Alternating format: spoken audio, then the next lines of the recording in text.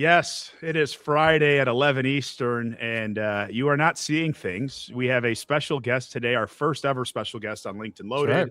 Right. This will be fun. We appreciate you, Mike Cordes, next to Lending. How you doing today? I'm good, man. Yeah, Love your pre-show music. Can we play that again? Yeah, Dax, right? can you run that back Love real quick? Are you able to in the background?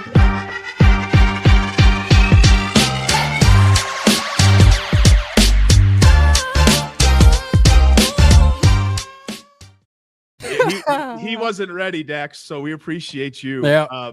We're going to dive right into today's LinkedIn Loaded. We have some hard-hitting topics today, just things that are popping up in the industry. And then we have a couple of questions about just life, philosophy, and just our approaches to life and different questions for each of us. So the first one that we have here today, Cordes and Frazier, is ICE Technologies came out swinging. Their last earnings report, they had $557 million in quarterly revenue. Operating income improved from a $13 million loss last quarter to a $45 million profit. 73% of the revenue, $406 million, is coming from reoccurring revenue. But here's the part that people missed inside of this article. They came in swinging. There's a lot of mortgage companies right now. There's a lot of tech startups. I am one of them right over here, a Bevry that I'm leveraging over here. They basically came out and ICE said, hey, you can't vibe code decades of mortgage data. And ICE says that nearly 9 out of 10 mortgages touched their network. That's billions of data points, thousands of lender workflows, decades of compliance questions or knowledge. The question becomes, is AI enough, or does the company with the biggest data set ultimately win? I believe they are taking an absolute shot at everybody trying to enter this space and saying, hey, I don't care about AI. I don't care what you say. We have all the actual data, and good luck. Good luck trying to keep up. Good luck trying to swing away. And for me, it's just deeper. It's just about doing it better and more efficiently. That's just where I'm at, because I'm in the trenches every day. I see these pain points. And so I get, like, we don't have all the data. I get these companies don't have all the same information. But what I also know is that people are a little frustrated with how things have been done. We've been talking about cutting the cost of mortgages now for 15 years. And most recently, we talked about AI, how finally it's going to happen. And guess what? It continues to go up. The cost to originate a loan, y'all, has continued to go up even after the launch of AI. So, Frazier, I'll move to you, and then Cordes, we'll let you kind of sign us off on this one here. So, Frazier, what's your take on this one? You had a pretty interesting story with your background. Yeah, I mean, ultimately, like, one of the quotes I want to pull out of the article and where we're talking about before is where, and guys, look, you guys know my background, or maybe some of you don't, but like with my own personal mortgage company for 10 years when I, worked for the family business, right? Like, they say that 9 out of 10 mortgages touch their network. Where during my time, and also you've seen it as well, is that it's because they bought all their competitors and acquired every other service. So everything that a mortgage company was using, right, happily, by the way, they're like, oh, guess what? We're going to buy it, and then we're going to like bastardize it, make it work, not as good, not as independent, and then we're going to charge you more, right? Oh, and if you want to integrate, the data, which ICE treats it as their data, not the lender's data, and that's a point of contention for me. Like, ICE, you didn't create anything, right? Like, you're taking your client's data and using that, leveraging that, and acting like you created something, and you didn't. And so that's my point of contention with that. And then also just like, all I could say is that, what I saw with the consolidation and the acquisitions is I just saw a crappier product, more problems, less integrations, and more costs. And Jonathan, you hit it on the head, as I look back, is like tech. I would argue that in the last decade, this industry has invested more in tools and tech than they ever had in its lifetime. And yet the costs still keep going up, and it's because no one is actually doing any true innovation or evolution. They're just band-aid upon band-aid upon band-aid, and so that's how I see it. And obviously, Mike, with you managing all the originators you plug into all the systems, what are you seeing from someone that's doing and building what you're building?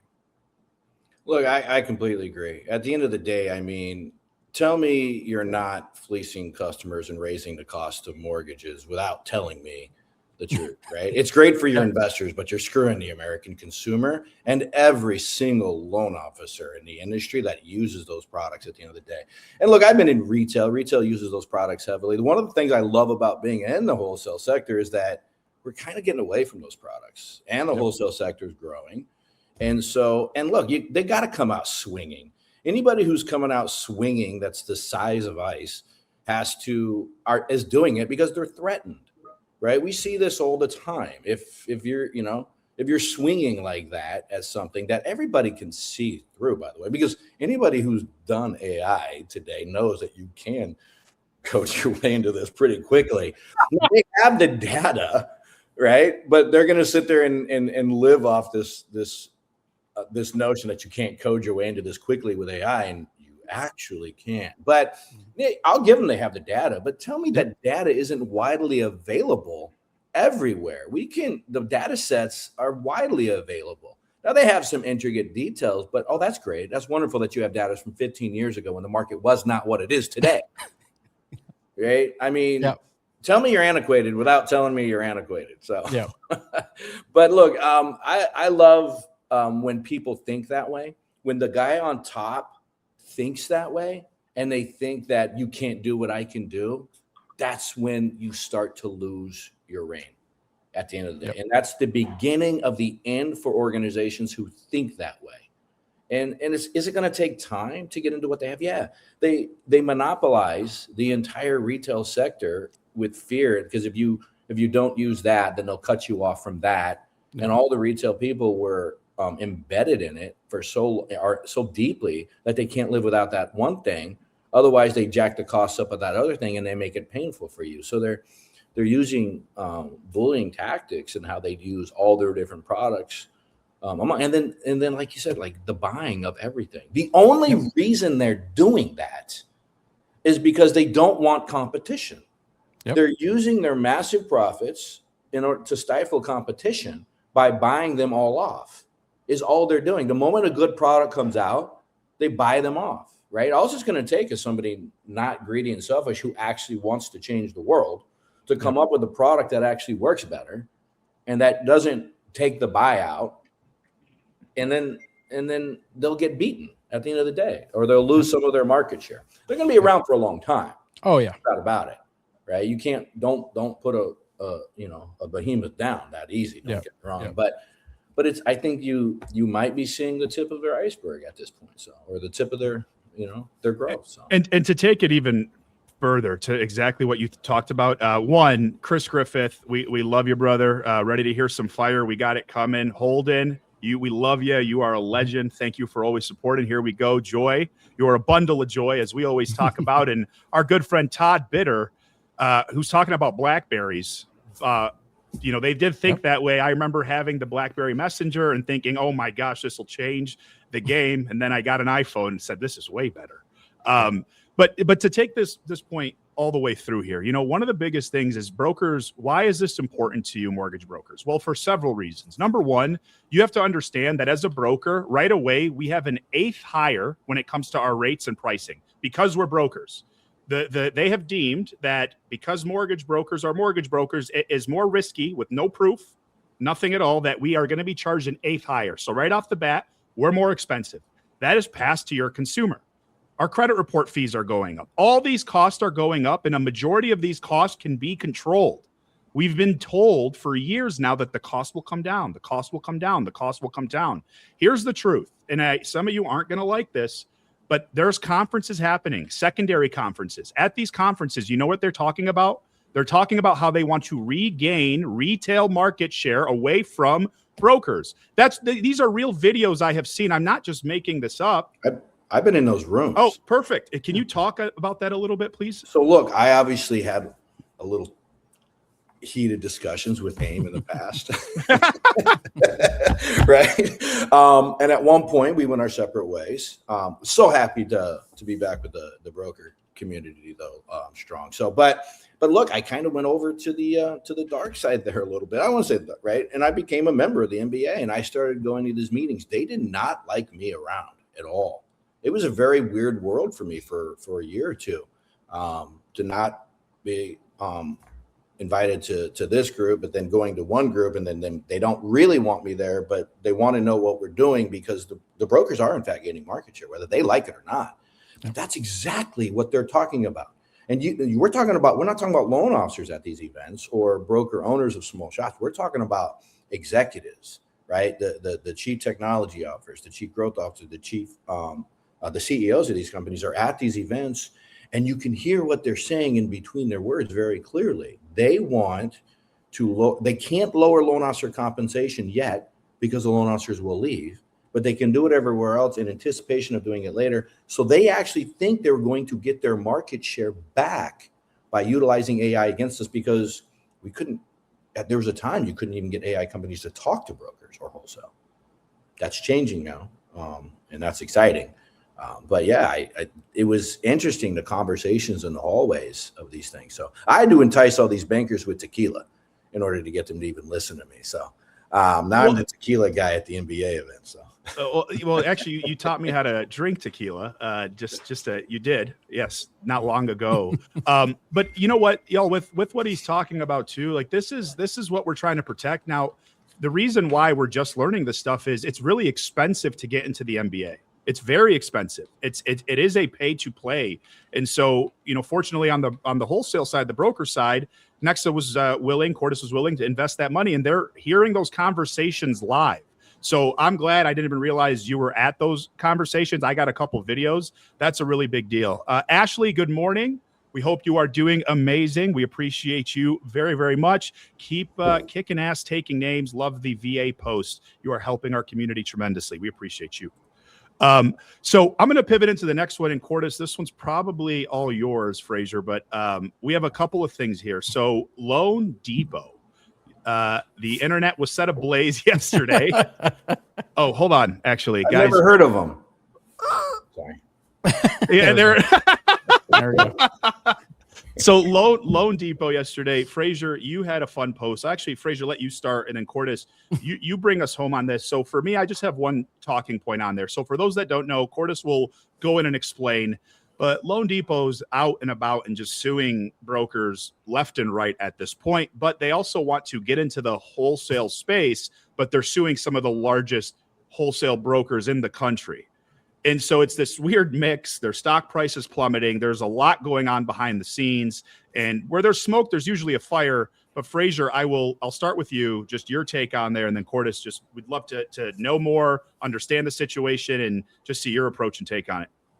Yeah, well, it was interesting because I had a completely different reason for posting what I did, because it was about an article that I read earlier this week that I thought would be good for us to talk about today, and that was their lawsuit with Westcap, right? And so what I found interesting and kind of comical about it wasn't really a dispute on the facts, but dispute on that Westcap didn't have standing to sue them for it. And it was like, and basically they were talking about the protections that were basically pillars and foundational to the laws that we all live by today. But since they weren't consumers, this is about harming consumers, not harming you guys. So like, we'll go ahead and do that. You guys can read the article, National Mortgage News, check it out.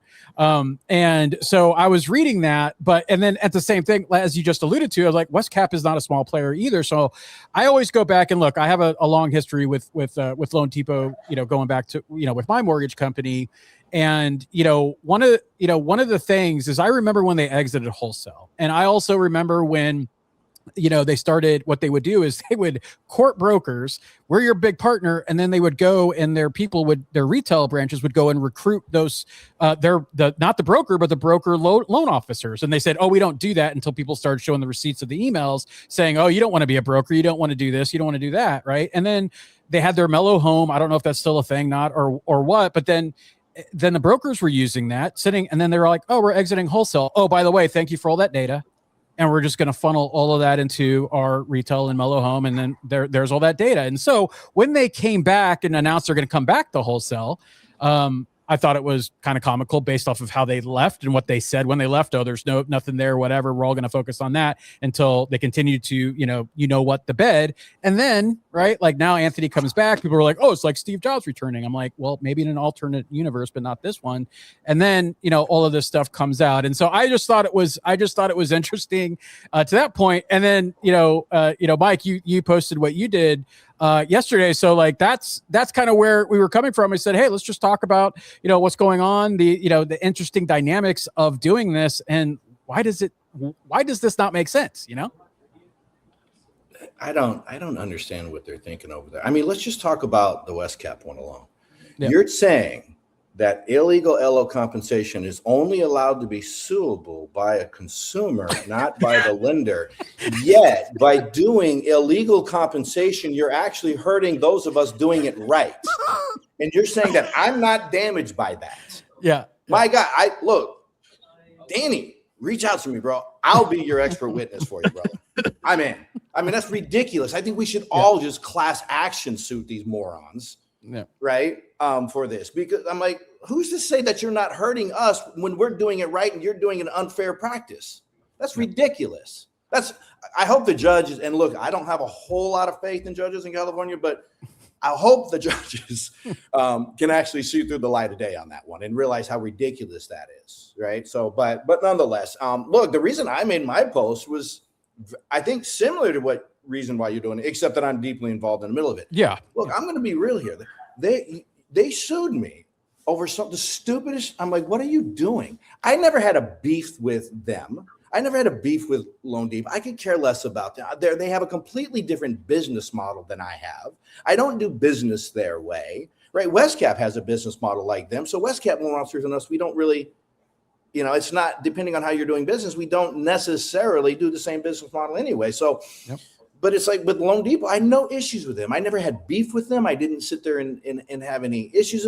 But you're talking about a publicly traded company whose stock price went under $1 and I think might have closed at the $1 mark yesterday, or 101 or something. And you're talking about a publicly traded company who wants to go at me, and you want to get back into wholesale, and you think I'm not going to go publicly against you?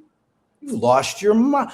Like, look, I'm trying to be Mike 2.0. I'm trying, but when you just drag me back into 1.0, I'm like, what are you doing here? Let me tell you why these more, and I think their attorneys are either completely incompetently unable to explain to their client why this is stupid, or they're just refusing to do it so they get paid more, which isn't an unrealistic expectation.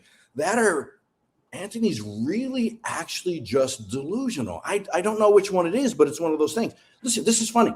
We had a loan officer at Nexa, right? 2 loan officers at Nexa, leave Nexa and went to Loan Depot. Took loans from Nexa to Loan Depot. A lot of them, because they had a lot of loans while they're working at Nexa. Decided the grass is not actually greener on that side of the field. Came back to Nexa, brought 2 loans, not the multiples they took with them because they were doing more business with Nexa because we have better rates, more products than Loan Depot has. Brought 2 loans. And Anthony thinks that he should be able to sue me, but I shouldn't be able to sue him back for more money on the loans that he stole. I'm like, tell me as a drug dealer that I can now call the police to get my drugs back on a bad deal. What are you thinking? I'm like, you think this isn't going to turn into something bigger? And did you not know who I was? Yes, I'm going to take it public, right? And wait till I get more stuff that I'm allowed to publish. My attorneys are freaking out, don't get me wrong, but I did not anticipate that post to get the attention that I got, by the way, right? I didn't anticipate it at all. But then the one group did it. Housing Wire just called me about an hour ago. So I'm like, okay, I'm in now. It's not like I'm pulling it back. So let's just get the advertising out of it that we can. So, and it's great attention. And the loan officers at Loan Depot, I don't want them to feel like this is an attack on them. They're good people. They're hardworking. Loan officers are hardworking. These are the people that are in the trenches. And the companies do this. They sue like this, people who leave, in order to make everybody else live in fear. That's like living with an abusive parent. right? I've had abusive stepdad. I'm not playing that game anymore. And I'm not going to let somebody else have to play that game where daddy wants to scare you and beat down on you, that kind of thing, right? So I'm going to protect them and let them know that if they want to make those moves, I will protect them, right? And I just think, and I don't care. Anthony wants, he's known for this. We're going to have the first case dismissed because they filed it in the wrong jurisdiction. Then they're just going to refile again. He just wants to assert pain. But look, I'm not the guy who backs down. I'm the guy that's got millions of dollars in lawsuits in Illinois already for defending loan officers' rights to do business the way that they do it when they're independent self-producing loan officers, right? And I won that case, and I'm going to I'll spend the millions on this one for these 2 loan officers too. I'll do it for other loan officers who want to get protected. I'll do it. It's a notch on my belt. It's something that I'm proud to do because at the end of the day, yeah, I'm a CEO, but I'm really a loan officer at heart, and I live in that life, and I feel that way. So I just, it's wrong what they're doing, how they're trying to threaten people and all that stuff. So, and he just wants to use his money, I guess, to bully people. And I'm like, you should have picked a different broker on this one. I'm just saying. Yeah. But you want to go up, and then, this is funny. So one of their new wholesale reps reaches out to me, clearly didn't realize who they were reaching out to get set up and do wholesale with them. I'm like, lose your mind? Literally 2 weeks ago. And I tell this poor girl, and I'm like, listen, go back to your leadership team, tell them to pull their head out of their you-know-what. And then maybe we can actually do some business. I'll actually potentially promote you a little bit if you guys just do the right thing. But no, they can't do such a thing. Right. There's no reason, amount of reasonability in his head. So, he's got his boats. He's going to go jump off his helicopter. He can go jump off a cliff with it. So he's not going to get me to settle. I'll never settle, Anthony. Never. Well, you heard it here first. Yeah. Holden, we love you. That's when I knew I made it, when I was sent to cease and desist when I went to Nexa. Eddie Perez, Old Guard in action. We love and appreciate you. Dave, this is a legal Sopranos episode. This is the legal version of Sopranos. You are not going to get us or trick us. Okay. This is a legal version of that, but yes. And then this is Curtis, if you're willing to answer this question here from Ben. Ben Thornton, these are about the 2 loan officers that left and came back. Ben asked, why did you take them back? Mortgage companies, when a loan officer leaves, shouldn't get offended by it. They should just say, hey, listen, relationships still matter in business dramatically. And that's something that I've really had to accept and realize over the past couple of years, right? And had to be humbled a little bit. But relationships matter. And so some way along the way, somebody at Loan Depot got to the loan officer in a relationship status. And there's nothing wrong with that, right? Me and Edge trade loan officers like playing cards at times, right? So they had a better relationship there. You're not going to convince me that you're going to get a better rate. You're going to get paid more compensation and you have more product in that Nexa. But the relationships matter to them, and somebody convinced them that they're going to get something better. And so they're going to go and try. I get that. It's like the customer says, well, I'm going to go over there and use that company. But you're looking at their LA going, but you don't understand. I know it's not accurate, right? They're doing this wrong. They're going to go try. There's nothing wrong with that. So we don't want to close a door or burn a bridge on loan officers leaving, and nor should any company want to do such a thing, because they come back, right? And then when they come back, they're even stronger advocates for you because they've been over there. They played in that grass. That grass is itchy. So, but yeah, so look, as long as you don't leave Nexa and try to hurt us on the way out or leave us with bad debt, or if you leave with bad debt, just pay it back and you come back. But as long as you leave properly, why shouldn't you come back? So I've been in fights with my brothers. Why don't I can't go back to their house now? So you're the man. I like that a lot. And then 100%. Jenna, I just saw this one, Jenna. We love you as well. For those that don't know, Jenna Silverman, the incredible human being behind the scenes that makes so much magic happen for a lot of us, especially at these events. Easy breezy, Jenna. Hopefully you heard that. Easy breezy. We love you. We appreciate you, but I didn't want to miss that one there. The grass is itchy. Gold Jerry. It's more of them. Ben was saying it might be more of them stealing from you, but I understand kind of what you're saying from there. All right, guys. So to keep us on track here, we're very, very busy and dialed in. I'm going to take us into our last section here. And Cordis, we have 5 questions for you, but we're going to ask yours last for these questions. But the first ones I'm going to ask Jason. I'm going to ask you 5 questions. What is your take on these questions? Is what we're going to do this week. So a little bit different. I want a little more philosophy. A little more, what can we take away? How's your life journey? So, Fraser, my first one for you. What's something people chase their entire lives that you think ultimately doesn't matter?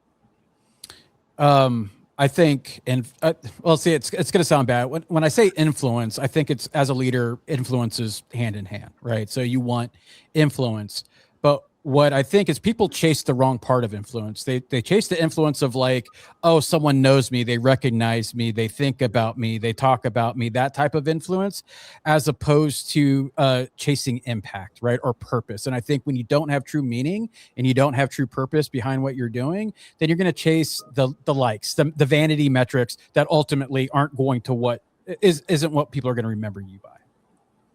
The next one. What's the biggest lie the business world tells ambitious people?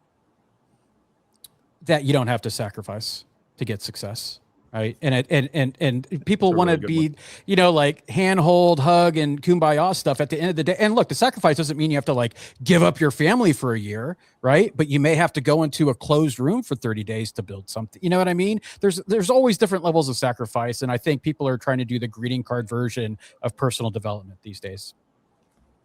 I love that. If your children ignored everything you said, but copied everything you did, what would concern you the most?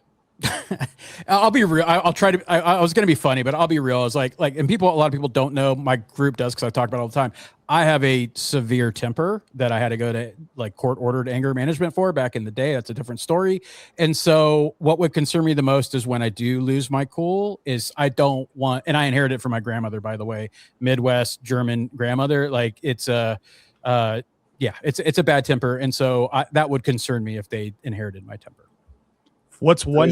Fraser, would it make you surprised to hear that I went more than once myself? I don't think I'd be a little surprised, right? Oh my God. This is a fun one, boys. Thank you, Cordis, for jumping on this one. What's one decision people wait far too long to make? I would say it's not one specific decision, but deciding to take action. Right? They want to strategize, plan for 6 months, a year, or whatever. But the deciding just to take the one step, they wait far too long to do that because it's that first step that catapults everything else.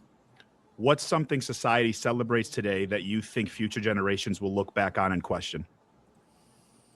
Whew, that's a good one.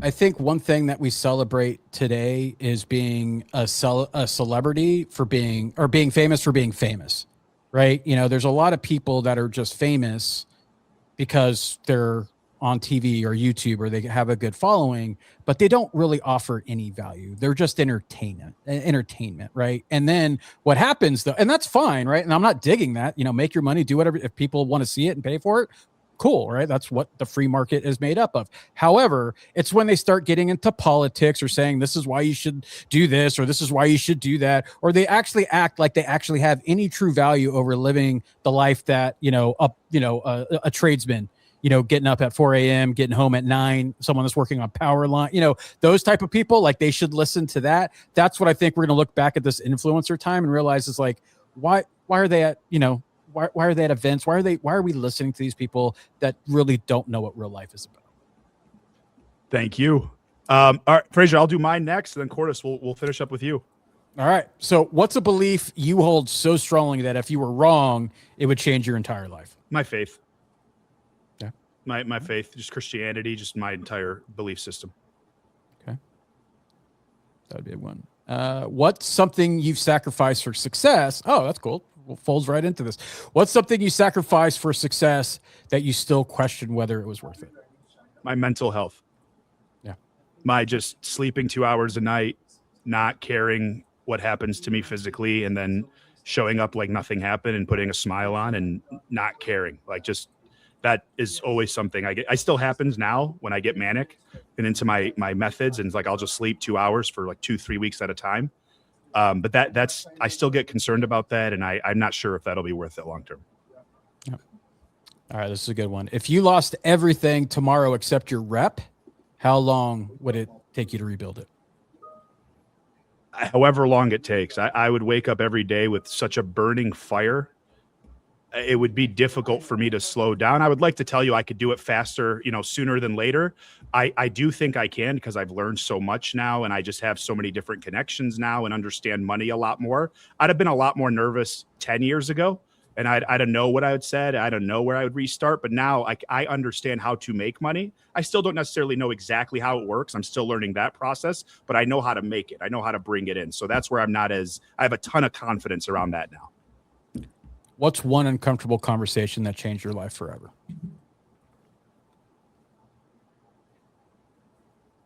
You are letting the future version of yourself down every single day by missing out on doing the things that you promised yourself you would do every day.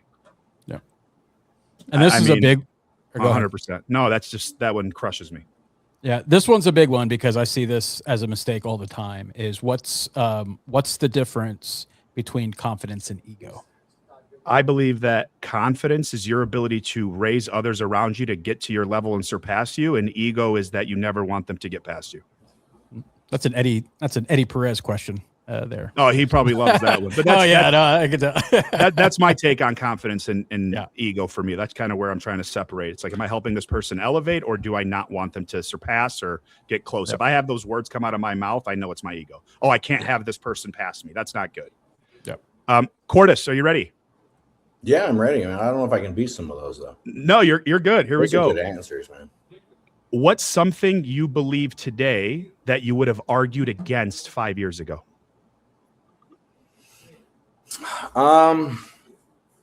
Probably that working harder is the only way, because working smarter is, and I used to have a mindset of just, right, like pound through it, right? The sword was mighty, but when you really look into it, the pen is really mightier than the sword. When you can really learn to delegate, and so not that you're taking time off, it's just that, you got to learn how to empower people better than I ever knew how to empower people back in the day. Before I learned how to empower people, I was a terrible team leader in a mortgage team.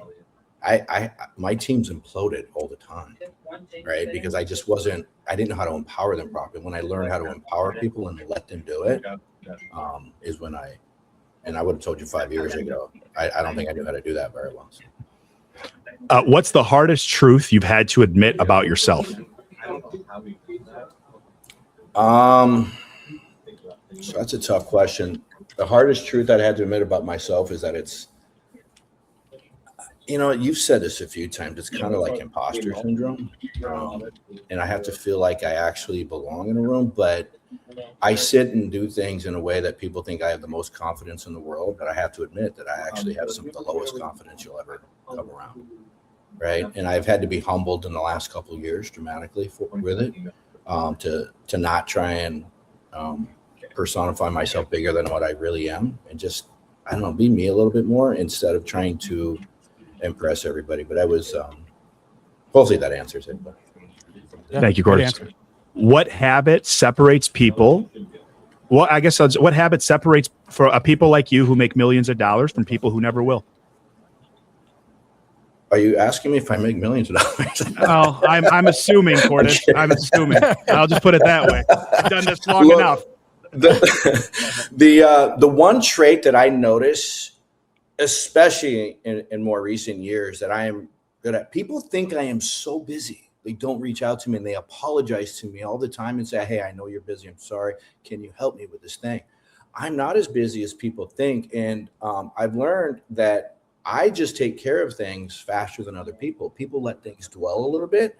I will not, if you tell me you have a problem with this thing, you immediately see me going to my phone. You're still in the middle of telling me, and I'm texting somebody to figure out the solution.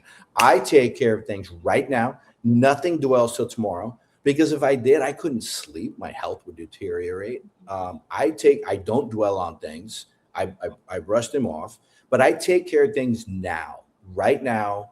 I don't care how small it is, because those little things will stack up. And in a week, you have all these things to do that you didn't do at the end of the week.